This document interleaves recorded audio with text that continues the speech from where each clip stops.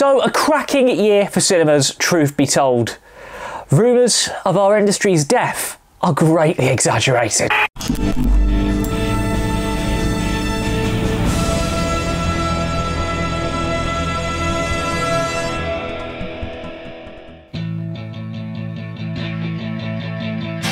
So, where were we? Ah, right. Film.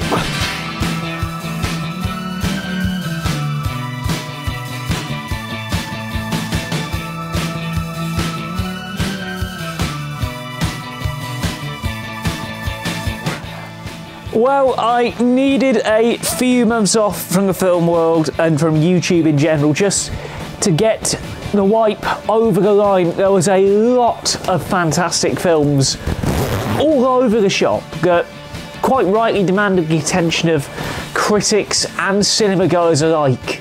Plus, when you are helping this lot pull in 10,000 crowds on a regular basis, it's hard to find the time to return to foyers and review the films. It's a full-time thing being a sale fan these days. Hopefully the boys have done enough to get to the promised lands, once again, of the Premiership playoffs. That's better. Feel a bit more me now. After 6 weeks of Sharks duty, I'm finally back. And believe me, there's a lot of business to get to. Welcome to the unofficial start of Journal Series 4, hence the slightly barer than usual set. We're going to be doing some things to it. We've had the posters up there since pre-COVID days, so there's a lot of change coming. Welcome to the unofficial start of Series 4, and as is tradition at this time of year, with a cup of Earl Grey in hand, we like to take a look back at how the exhibition sector has fared over the last 12 months. Obviously, the last time we were together here on the Journal, we were ripping into the actual content.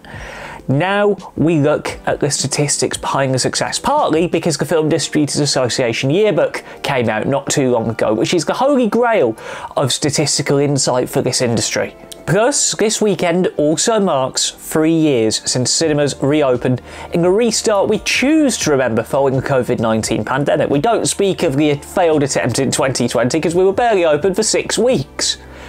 But 3 years on from the restart, just how is the industry faring? There is plenty of good news for the industry to rip into off the back of one of the craziest 12 months on record. So, let's do it. For the 4th year straight, welcome to the TheJackSmit.com Cinematic State of Play. Now, before we go into the specifics box office wise, naturally we've got to mention the craziness of one certain weekend in July. You know what I'm on about. It truly was one of the most bonkers days to be in a cinema foyer for, as Greta Gerwig's Barbie and Sir Christopher Nolan's Oppenheimer set the narrative for the entire year from an exhibition sector standpoint. We all know how big that quite fabled combination of films was for the industry, the memes that followed, the success that it created. I doubt we're ever going to see a sensation that big ever again. There have been attempts to make it happen. I mean, Saw Patrol with the Saw film and Paw Patrol at the back end of last year.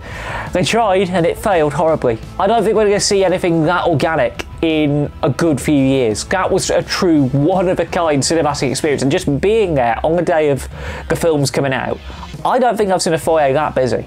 It was quite the experience to be a part of.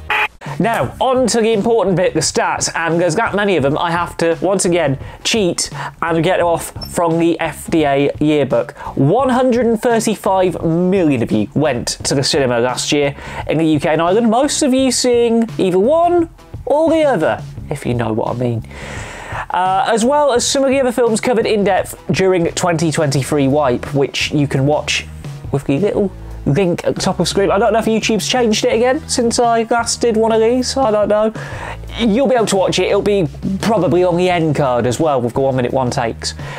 It was a proper mix of films that got top 10, as you are seeing on screen now.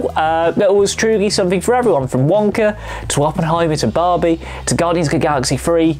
It was a really good year for variety within the box office, and like I said, as you're seeing it on screen now, you will have probably seen one or more of those films this year. It was one of my favourite years in terms of the quality of product coming out. And in a big win for narrative cinema, a certain someone, certain concert didn't even make the top 10. it only landed 22nd. How about that for an era-defining boost for proper film?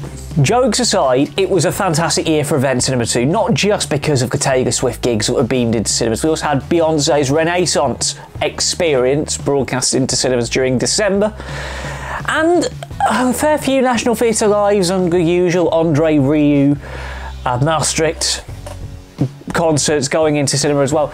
There was a lot of development on and off screen for the sector because they're finding ways to counteract things. And event cinema had a renaissance, pardon the pun, this year, partly because of the actors' strike, and it was the only thing that was keeping cinemas afloat. We really do have Taylor Swift to thank for keeping the industry going during September, October, while we were waiting for SAG-AFTRA to resolve their differences and the writers to get back to work. It might have stunted the industry's growth for another year or so, but Era's tour kept the lights on. And I literally record this as she starts the damn thing up again, so God, I only hope we don't show it anymore. There was enough of it. All this fantastic growth with film, with events, has been very good news for the financial controllers, as the average ticket price has gone up. As a result of this, my local view literally now falls within 15p of the number that the FDA have landed on. The average ticket price at the minute is £7.83, and that's a good thing for the exhibitors. It's also a really good thing for the studios because it's no secret they take a big majority of that ticket price away from the cinema, which of course means they have to charge through the nose for concessions, and customers are spending more on F&B too. Average spend has gone up to £14.44 a customer, which makes the big screen combo at my local look pretty average price-wise now. Unless they've put it up again. They probably have. I know they have. They will be putting it up. So now the bit I look forward to reading about. Here are the numbers that might pop up on pub quizzes around the country. 826 cinemas currently operate across the UK and Ireland. That's 4,539 screens and roughly 790,000 seats for distributors to play with. Well, give or take, they've not updated the stats in the yearbook yet. Now, sadly, this is down 2.5% on 2022, but for fairly understandable reasons. The financially viable independent market has had quite a battering off the back of COVID support ending and the understandable financial pressures. Plus, before we launch into the news sites and talk about the big three, we did lose quite a big multiplex operator this year with Empire Cinemas folding. Now, for those who don't know the story, back when Odeon and Cineworld became the lives that they did back in 2005 when they bought the UGC and UCI chains respectively, Empire picked up the cinemas that they had to sell to satisfy competition rules within the UK. The OFT had a few issues with a couple of sites infringing on where Odeon and Cineworld were already operating, so they had to offload the sites. We've seen this a couple of years back when View picked up the Apollo sites in 2012, also when Odeon bought the AMC sites, they had to divest Printworks for obvious reasons.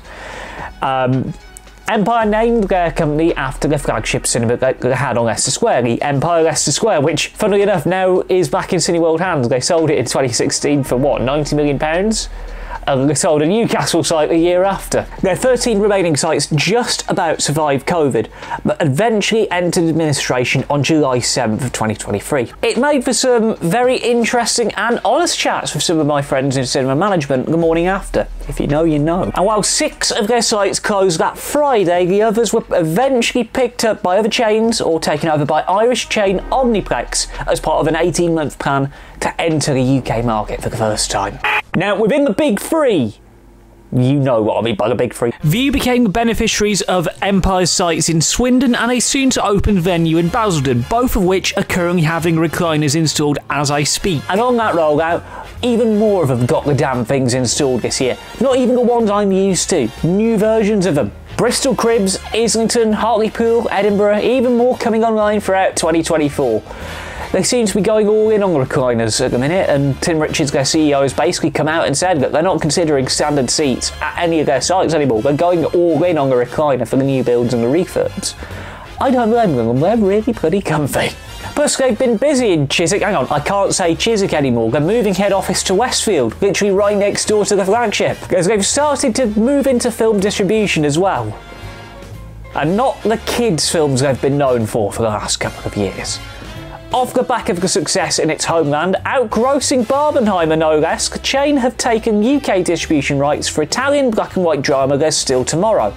Now, it's a bold move considering how niche independent films like this are. I was there on the opening day of There's Still Tomorrow and it got a few people in.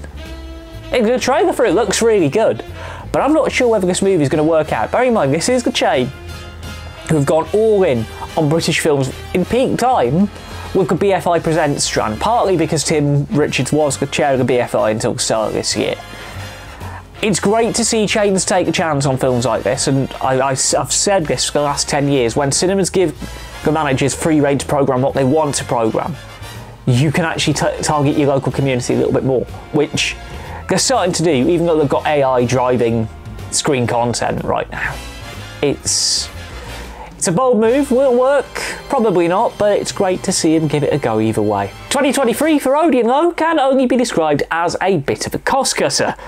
5 of their older, not really as modern sites sadly bid farewell to customers. Their Oxford, Blackpool, Weston-super-Mare, Ayrshire and Banbury sites to be precise.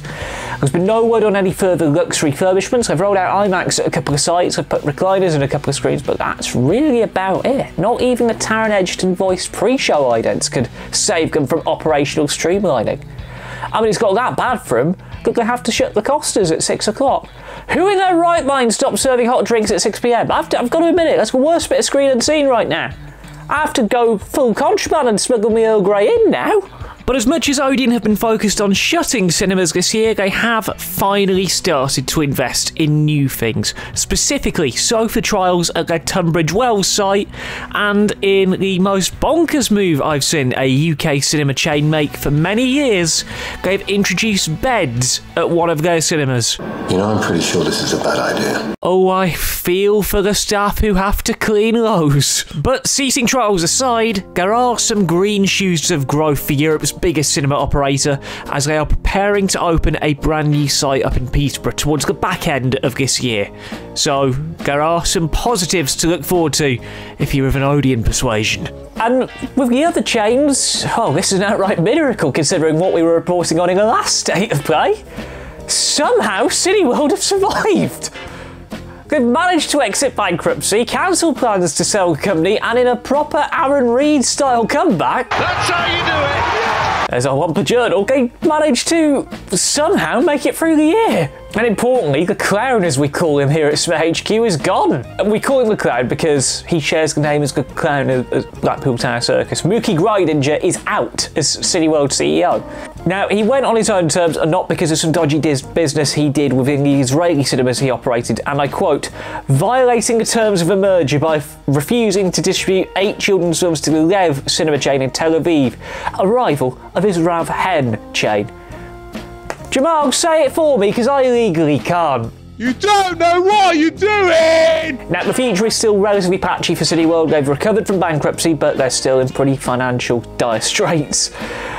But they're in a better place than they were in 2022 purely because of Barbenheimer. Like, they literally came out and said in their latest investor report that Barbenheimer saved the company. But they've indeed survived, and they're opening new UK venues, not under Cineworld, but under the Picture House brand, their independent sub-brand, as the spiritual home of comedy in Ealing got a lovely new venue in October, and it looks really nice. It's good to see Picture House actually making moves for a change, and there's more Picture House venues coming online really soon. Epsom's about to open, or probably already has by the time this journal goes out.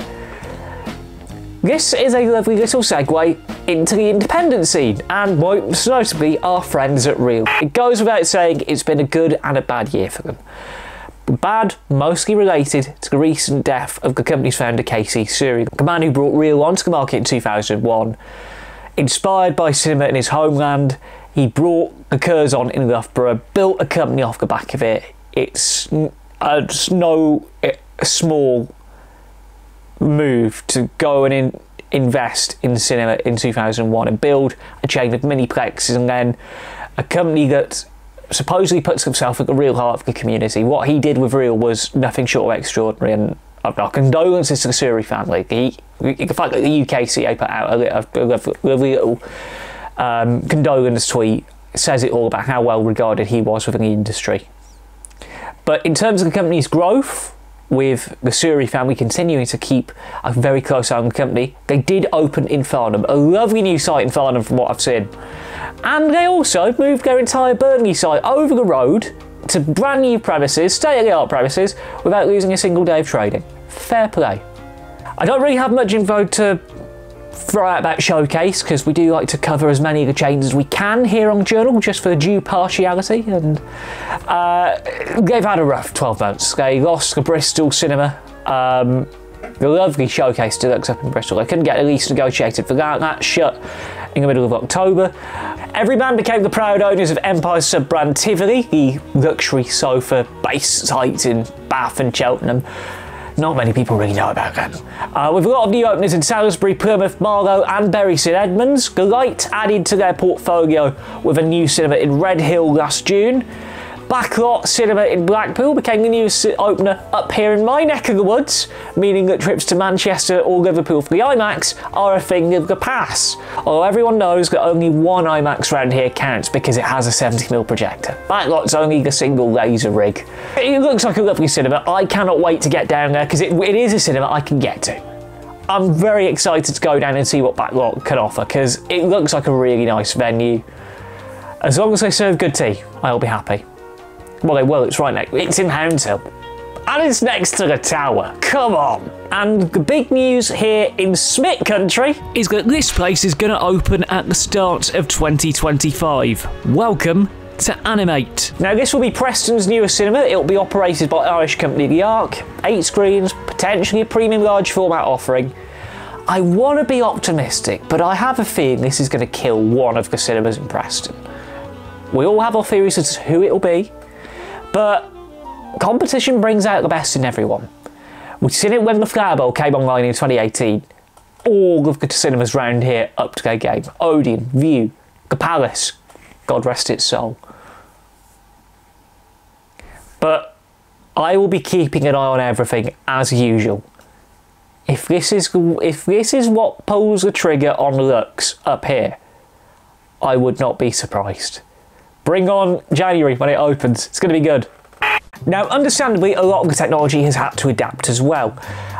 Most notably projection. We talked about it last year, but Real have started rolling out laser projection to their new sites, and their Talbot site had their biggest screen converted to laser projection as part of a little grant from the Welsh Government. Now, I've experienced laser now, and there is a clear night and day difference.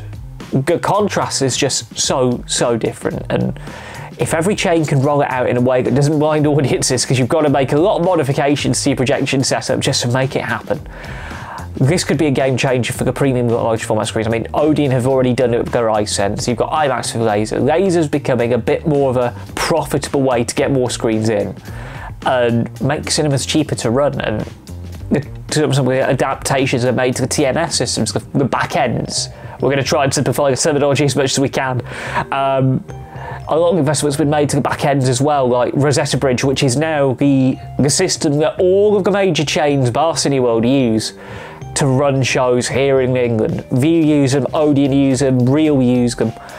The fact that they've done an eco version of that theatre management system that automatically powers up everything depending on what the first show time is. Goes a lot of smart automation on the way that's going to allow cinema staff to be out on the floor with customers and help make the big screen experience a little bit more special for customers alike. You're also seeing a lot more investment in food and beverage.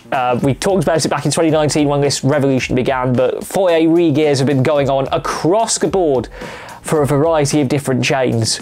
View are also in the process of rolling out the lovely new Coca-Cola Freestyle 9100 machines, which are the ones you're seeing at Five Guys, the ones that you don't have to press into the touchscreen as hard to get drinks to dispense.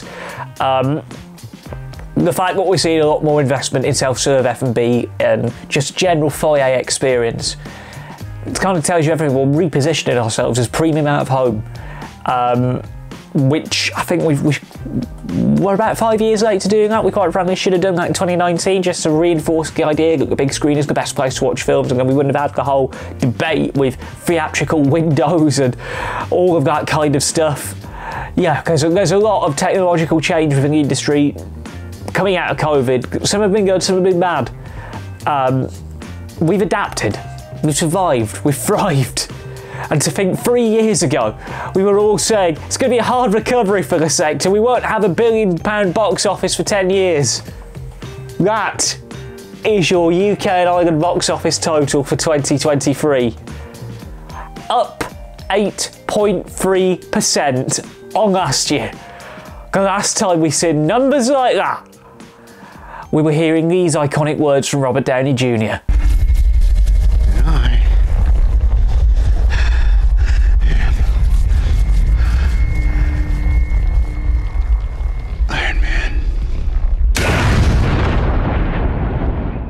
He was being talked about as the Best Actor nominee for those words. That was 5 years ago.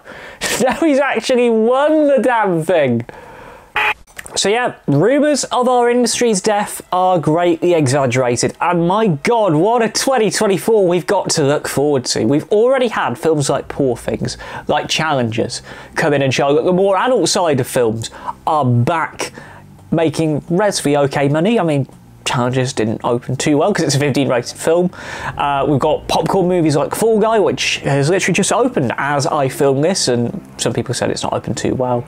Let the international legs do the talking. We've also got Furiosa to come. We've got Deadpool and Wolverine. We've got so many big films. Hell, even for the kids in July, we've got a new Despicable Me movie. This is going to be a whopper of a year, I think. And with a lot of people thinking about how the best way to release the films are going to be, I think we're going to see a bit more of an increase in the length of films running in cinemas. This has got the potential to be one of the greatest years on record, I think. People are seeing that cinema is back, and with initiatives that the UK industry are doing, specifically Meerkat Movies, they've extended the Meerkat for another 5 years, which is fantastic because we all know Tuesday and Wednesday are one of the biggest profit winners for the industry. You've got your 2-for-1 tickets, and then you've got your ability to upsell customers on concessions. Yeah, I know the business speak. You've also got potentially the third National Cinema Day at the start of September, which has been a game changer for the industry. The £3 tickets work on that Saturday, and I actually got to be involved in it last year. I think this is going to be a really good year. We've got all the films that were pushed back because of the strike. We've got all the films that have got the potential to lure audiences back in. And most importantly, we've got a new style of film coming in. There's a lot more adult, but seems to be making money. Like I say, the fact that Poor Things did as well as it did for an 18-rated film back in January, off the back of Oscar success, is nothing short of extraordinary. This is, I think, I've been covering this industry for 11 years. 2014 was one of my favourite years on record. I think 2024 might be one of my favourite years on record for the film industry. I can safely say, rugby-wise, 2024 is not one of my favourite years, but film-wise, I think it might be quite a good year. But that's the state of play going into what is arguably a fantastic blockbuster season of films. As you have already seen, the 1 Minute One Takes are back. Everything went quiet, as we kind of joked about at the top of this journal.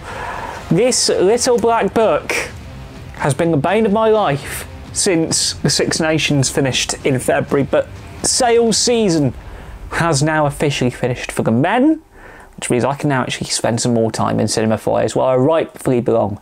We've got a lot coming up, including the official Series 4 of the journal. We're doing something a little bit different for the journal this time round. Obviously, we want to do some evergreen content and kind of send the series out of the bank, because I always joke with the journal it would be 3 series and a couple of specials, but we're on to our 4th run over the last 5 years, and we want to do something truly special. So we're going to go back into the archives of the last 10 years, and we're going to do dedicated deep dives on 10 films that might not have got all the love that they had appreciated when the reviews were initially written.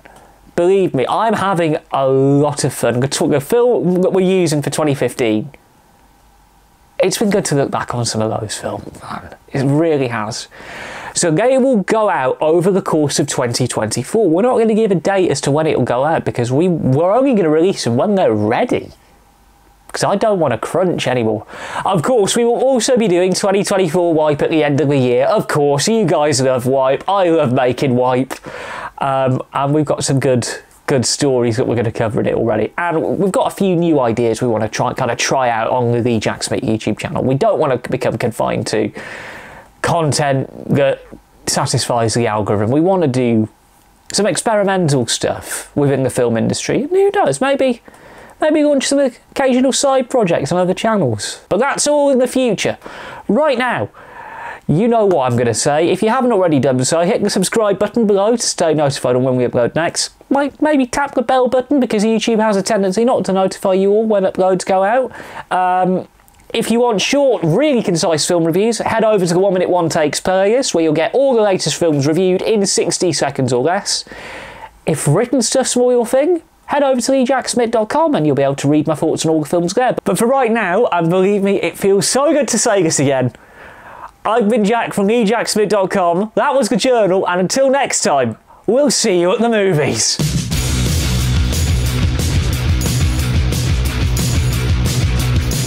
4,000 years ago, I came back to my senses, jumped on a laser ray and blew into a new dimension. This vertical line, I watch it go by, top down your master plan.